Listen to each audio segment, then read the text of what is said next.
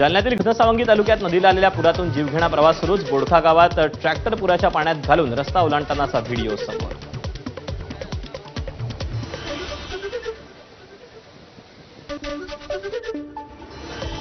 अहिल्यानगरच्या खडकीमध्ये पुराच्या पाण्यात अडकलेल्या गावकऱ्यांची सुटका. जिल्हाधिकाऱ्यांच्या विनंतीनंतर लष्कराकडून वेगानं मदत कार्य. सांगलीच्या शिराळा तालुक्यातील चांदोली परिसरात धबधबे प्रवाहित, तर पाथरपुंज निवळे इथे अतिवृष्टी होत असल्यानं चांदोली धरणात 1,500 ते 2,000 क्युसेकनं पाण्याची आवक. अहिल्यानगरच्या अकोले तालुक्यात मुळा नदीच्या उगमाजवळ असणारे आंबीत धरण ओव्हरफ्लो. मुळा नदीतून पाण्याचा विसर्ग. यंदाच्या पावसाळ्यात ओव्हरफ्लो होणारं आंबीत हे नगर जिल्ह्यातलं पहिलंच धरण. दमदार पावसानं बीड जिल्ह्यातील गावखेड्यातील नदी नाले दुथडी भरून वाहण्यास सुरुवात. मांजरसुंभा परिसर डोंगर माथ्यावरचे छोटे मोठे धबधबे प्रवाहित. पश्चिम विदर्भाची जीवनवाहिनी असणारी पूर्णा नदी यंदा मे महिन्यातच प्रवाहित. नदी प्रवाहित झाल्यानं स्थानिकांनी व्यक्त केला आनंद. जालन्यात मागील 2 दिवसात झालेल्या पावसानं नद्या नाले तुडुंब. घनसावंगी, मंठा आणि बदनापूर तालुक्यात अनेक ठिकाणी शेतांना तलावाचा स्वरूप. लातूरच्या ग्रामीण भागात साचलेलं पाणी ओसरलं, मात्र चिखल झाल्यानं नागरिकांना त्रास सहन करावा लागतोय. मनपा प्रशासनानं वेळेवर साफसफाई न केल्यानं पावसानंतर सर्वत्र घाणीचं साम्राज्य.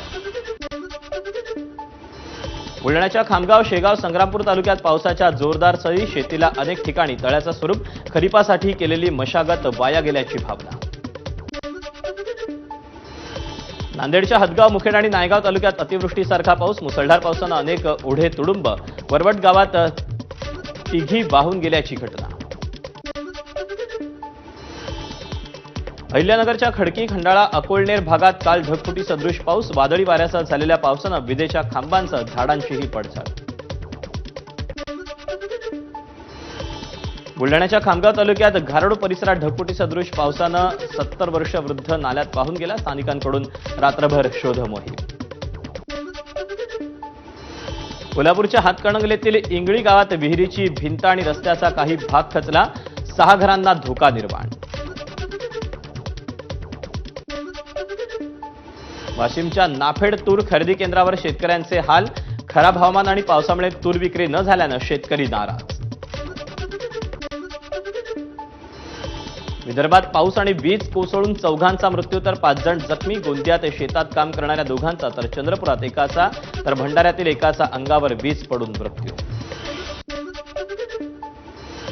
मराठवाड्यात झालेल्या पावसात 4 जणांचा मृत्यू. नांदेड जिल्ह्यात नाल्याच्या पाण्यात वाहून गेल्यानं 3घांचा मृत्यू, तर लातूरच्या रेणापूरमध्ये एकाचा विजेचा धक्का लागून मृत्यू. धुळे शहरात सकाळपासूनच पावसाच्या जोरदार सरी. ग्रामीण भागातही पावसाच्या सरी. वातावरणात गारवा.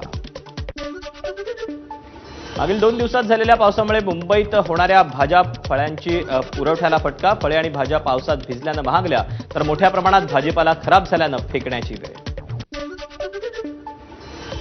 वादळी वाऱ्यासह पावसानं भंडाऱ्यात भात पिकाचं मोठं नुकसान. कापणी झालेलं भात पीक भुईसपाट. अनेकांचं कापणी केलेलं भात पीक पाण्याखाली आल्यानं आर्थिक नुकसान.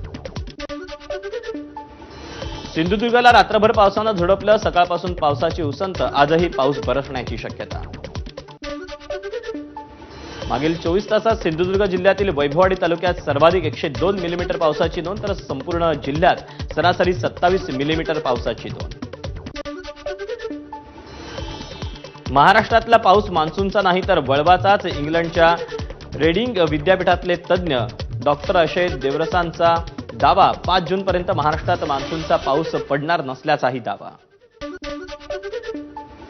रायगडमध्ये गेल्या काही दिवसांच्या पावसामुळे शेतकऱ्यांचं मोठं नुकसान. नुकसानग्रस्त भागाचे आढळून